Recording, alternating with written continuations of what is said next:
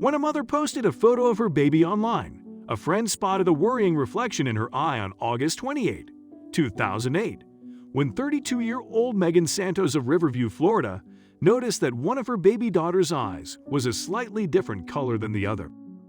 Her intuition told her that something was wrong. Concerned, Santos posted a picture of 1-year-old Rowan Santos on the online pregnancy community BabyFit.com, of which she's a member. The picture clearly showed a hazy white glow in Rowan's left eye and an atypical reflection of the camera flash not seen in the infant's other eye. He soon received a message from Madeline Robb, another 32-year-old mother living in Stratford, United Kingdom, encouraging her to ask her doctor about a rare but serious cancer that can bring about such a color difference. Santos followed Robb's advice, and as it turned out, Santos's post may have well saved her child's life. After I put the picture up, she saw it, and she sent me a private email in which she said that Rowan might have written a blastoma in her left eye, Santos said. She said, "Not to worry you, but I think you should look at this website." The website detailed a condition known as retinoblastoma, a potentially deadly form of childhood cancer that can affect one or both eyes. Immediately, Santos contacted her doctor. She saw him the next day on the morning of August 8, and he in turn referred to ophthalmology and cancer specialists. A battery of scans and other tests revealed that Rowan did in fact have a cancerous tumor growing on the retina of her left eye.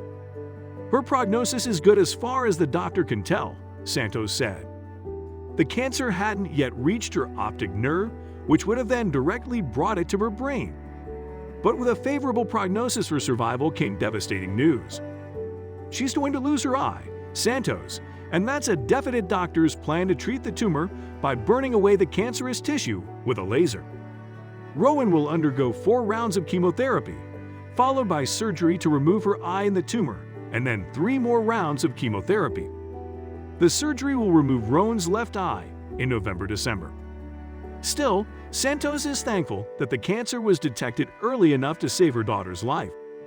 An ophthalmic expert said that her quick action was crucial in ensuring her daughter's survival. "She probably saved her child's life," said Dr. Susan Taub, assistant professor of ophthalmology at the Northwestern University in Chicago. "An ounce of caution's worth a pound of cure." Tumor kills children.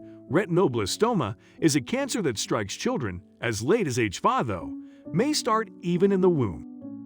It arises from the cells of the retina and the spot of nerves at the back of the eye that captures light and sends vision signals to the brain. Dr. Lynn Murphy, director of ocular oncology at the Children's Hospital Los Angeles Retinoblastoma Center, said the cancer is an exceedingly rare one, affecting only 1 in about 150 babies every year. There are probably only 300 new cases a year in all North America, Murphy said. But while the disease is rare, it is also ruthless. Worldwide, 87% of children stricken with retinoblastoma die. Survival is best in developed countries. But even among the children who have the disease in these nations, 97% suffer moderate to severe visual impairment.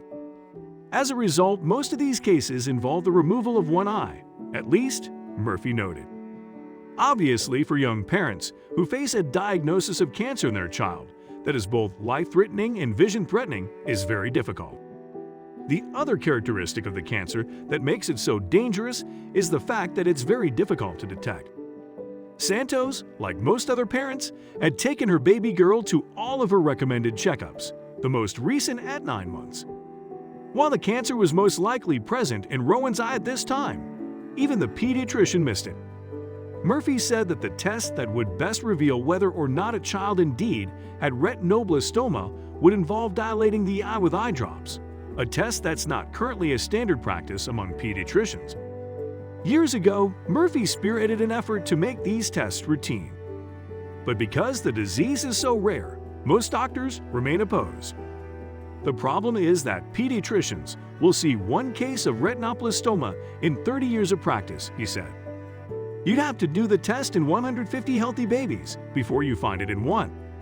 But as in the case of Rowan Santos, another means to detect signs of retinoblastoma and other eye problems in infants may be as close as the family camera. The red eye look that the public dislikes is the telltale sign of a healthy eye, Tab said. The lack of it is the clue something's wrong. In fact, Tab said that she and her fellow ophthalmologists regularly ask families to bring in photos. We call it Fat Family Album Tomography. The flash camera can be used usefully for a home diagnosis of infant child problems. At Seattle ophthalmologist Dr. Richard Bensinger.